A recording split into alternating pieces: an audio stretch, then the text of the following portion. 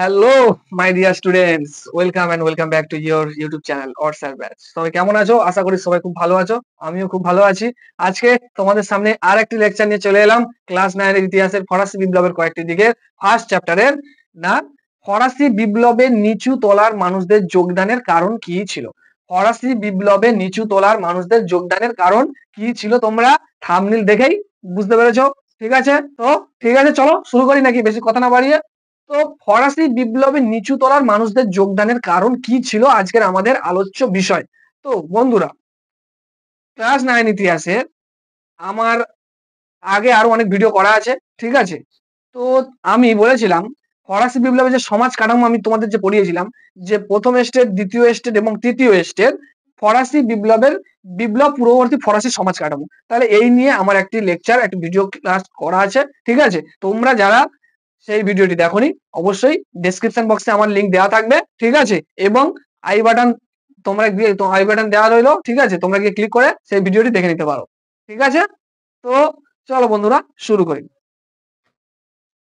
দেখো, ফরাসি বিপ্লবে নিচু তলার মানুষদের যোগদানের কারণ কি ছিল, ঠিক আছে।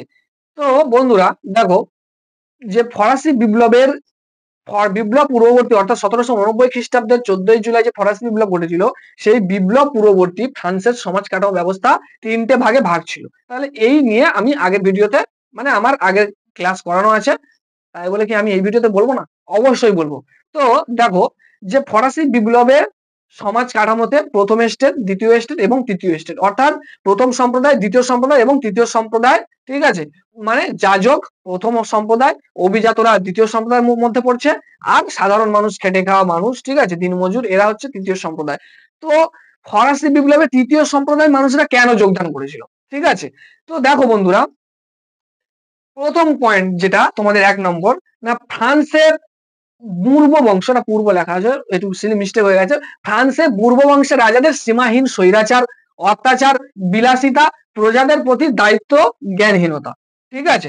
মানে কি বলছে দেখো, ফ্রান্সে একটা পরম্পরা, প্রতিষ্ঠা, অনুশাসন, ঠিক আছে। তোমরা অমিতাভ বচ্চনের একটা ডায়লগ তোমাদের নিশ্চয়ই মনে আছে হয়তো, परंपरा प्रतिष्ठा अनुशासन। ঠিক আছে, পরম্পরা, প্রতিষ্ঠা, ঠিক আছে। যাই হোক, আমি জানি না, তোমরা জানো, তোমরা অনেক আমার চেয়ে অনেক কিছু জানো, ঠিক আছে। তো ফ্রান্সে পূর্ব বংশের রাজারা কি করতো না, রাজত্ব করতো, ঠিক আছে। তারা হলেন ঐশ্বরিক অধিকার তত্ত্বের অধিকারী। মানে কি, তারা মনে করতো যে ঈশ্বরই তাদেরকে রাজা হিসাবে পাঠিয়েছে, ঠিক আছে।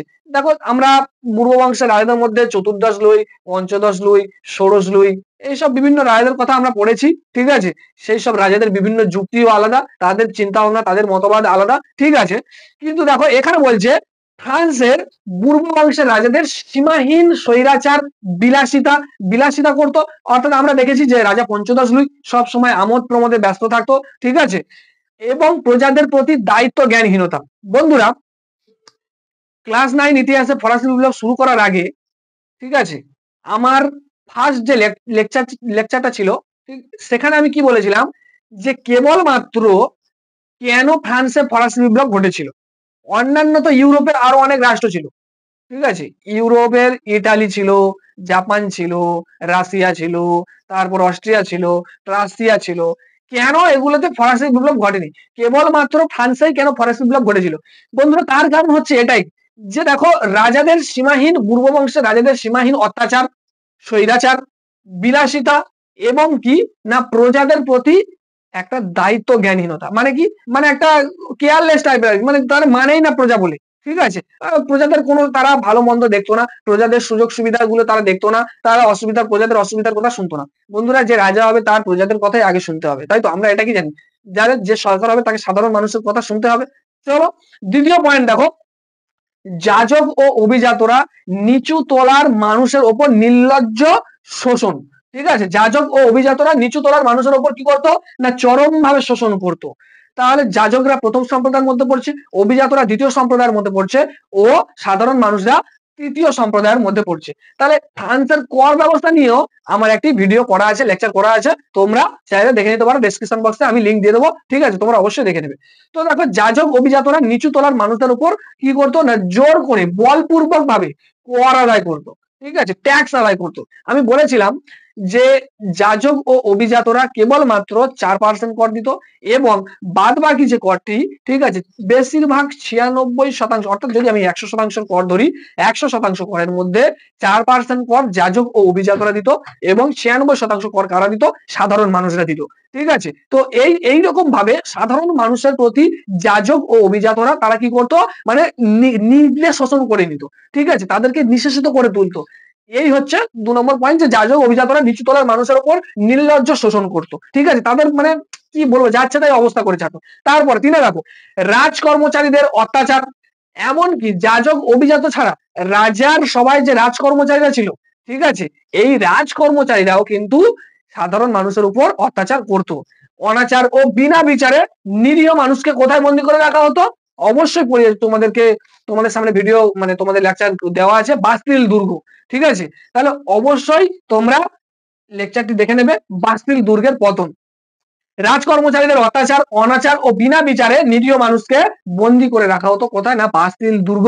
ঠিক আছে, তাহলে যে কোনো কারণে কোনো মানুষের সন্দেহ হচ্ছে, সন্দেহের বসে লেটাস ডি ক্যাসেট নামে একটি গ্রেপ্তারি পরোয়া ছিল, যেটা কি হতো না, সন্দেহের বসে সন্দেহ হচ্ছে কোনো মানুষকে সরাসরি বাস্তিল দুর্গে নিক্ষেপ করে দেবো।